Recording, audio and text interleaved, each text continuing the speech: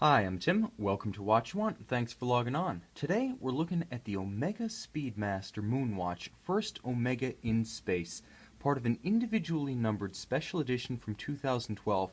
The irony here is that the watch is not designed to commemorate the Moonwatch, nor does this watch pay tribute to the watch of the moon landing era. Rather, it commemorates Wally Schirra, a pioneering Mercury Program astronaut, and his personal Omega Speedmaster that flew into orbit in October of 1962. So, those 2 years that bookend this limited edition, the inspiration of 1962 and the arrival of this 39.7 millimeter stainless steel Speedmaster first Omega in space, really frame the history of this watch. And so the elements that you see here are very much the fit and finish of a modern luxury watch, but with elements that recall the old reference CK2998 that Schirra himself owned and wore on his orbital mission. Now I put the watch on the wrist, and the first thing you notice is that it has a vintage stance and it has a vintage profile. The watch also isn't a Speedmaster Professional, inasmuch as the professional moniker arrived in 1965 with NASA's adoption and flight certification of the Omega Speedmaster. So you can see right at 12 o'clock you see the Omega logo applied in this case with the Omega marquee and the Speedmaster script, but no professional beneath it. This watch is unique in many ways, and it starts not on the dial but with the case. The case features the finer, non-beveled lugs of the original Speedmaster models. Now, the Speedmaster came out in 1957, initially poised as a sort of sportsman's watch with motorsports overtones. That was kind of the spirit of the times. It was not foreseen that the watch would become an aviation and even a space aviation, aerospace instrument up front.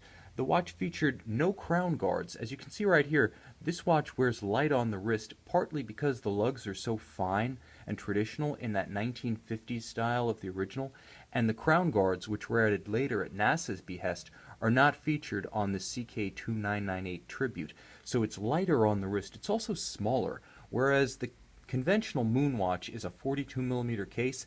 This one's, as I mentioned, just under 40, 39.7. So it's really more of a vintage watch in look and feel, and that's delightful because the combination of the finer case, which actually plays even better as a dress reference than the already quite formal and beautifully proportioned Speedmaster Professional, it just pairs beautifully with this brown calf leather strap. Now, the idea was that Omega wanted this watch to stand apart, and simply shrinking down the professional bracelet to fit this case wouldn't make it distinct enough. So this gorgeous vintage style calf leather is on there with an ecru or patina style contrasting stitch, and they add this pin buckle. I really like that. It completes the vintage effect.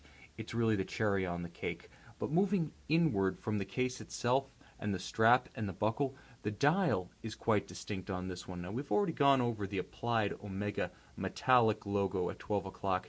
After 1968, when the caliber 861 arrived, the new generation of Speedmaster Professionals, Omega stopped applying that romantic little metallic Omega symbol. The fact that it's come back for the special edition is the first of several highlights. The next, and the major ones, are the hands at center. They're completely distinct from what we now know as the Moonwatch, and they're even distinct from the watch that bowed in the mid to late 60s. This is very much of that 1957 to early 60s Speedmaster look. Alpha hands, loomed in this case, with what's known as a lancet seconds hand. Later on, and to this day, a large loomed bulb was added at the end of the seconds hand, but the original featured this finer, dart-shaped hand, as well as these alphas, which are kind of like Dauphine, but pared down as they approach the cannon pinion at center.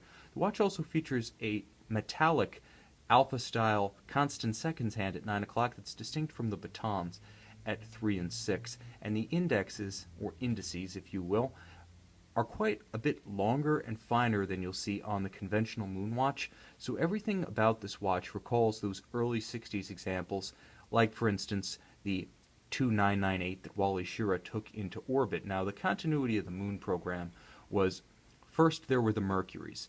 Those were your Alan Shepards, your Wally Schirra, your John Glenn. Later on, the bridge between Those and the famed moonshot Apollo program were the Gemini flights, and then after Apollo and the moon landings and the Soyuz rendezvous in the 70s came the shuttle, which brings us to the present day.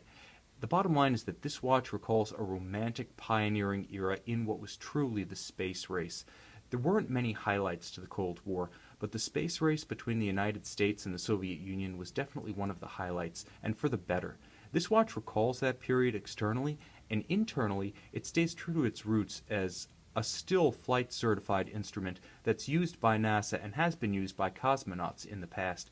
What you see inside, well, don't see, because it has an embossed caseback with the famed Speedmaster hippocampus, as well as a dedication that's a little bit hard to see, but it says October 3rd, 1962, individually numbered, and underneath this screw-down caseback you find the caliber 1861, based on a Alemannia base caliber, as all Speedmasters have been, all proper Omega Speedmasters and Speedmaster Professional Moonwatches have been since 1957. It is still a NASA-certified timepiece, manually wound, 48-hour power reserve, very tough when you consider the kind of G-loads this movement undergoes in flight, re-entry, liftoff, as well as the stresses of being weightless in space for weeks at a time at the International Space Station. It's really a remarkable timekeeper, and the fact is, since 1968, this basic movement has been the one in service in the Speedmasters. So not only is the watch true to history on the outside, but inside it's true to history, and it's still true to the equipment that's being used in the space program to this day. Now the watch has a couple of refinements that I want to call out before I sound off and sign off. The bottom line is that the main one that's almost completely transparent, rather transparent in a literal sense, is this scratch-proof sapphire crystal. While the true Moonwatches feature a acrylic crystal, the better to avoid shattering in a zero-gravity environment as per NASA, this special edition is very much a ground-bound special, so the higher quality, more resilient and scratch-proof sapphire has been installed, again, in everything but a worst-case scenario involving, quite likely, damage to your person. A sapphire is going to resist scratching almost as hard as a diamond. Only diamond can reliably scratch it. And it's also got a little bit of a romantic bubble effect in as much as it's got a stance and it actually has a stack height above the tachometer scale designed to resemble the plexiglass used on the traditional vintage 1962 and earlier Speedmasters. With polished lug tops, again, this is not the bigger, broader, beveled lug of the more recent Speedmaster Professionals, but the finer vintage style. Contrasting treatment, polished on the top, brushed on the sides. Everything about this watch is a vintage tribute, but because of that, it works remarkably well as a dual-mode sports and formal watch. Again, on my wrist, I'll note, just to close for a difference, for a change, my wrist is 6 1/3 inches, 16 centimeters in circumference. You can see just how delicate this watch is, just how beautifully proportioned it is, perfectly proportioned really, and classical in its stance. This is an outstanding reference if you want a watch that really splits the difference between a no-holds-barred tool watch, a collectible vintage piece, and a modern, go-anywhere, no-excuses luxury timepiece. This is the Omega Speedmaster Moonwatch, first Omega in space. You can see it on our website, Watch You Want.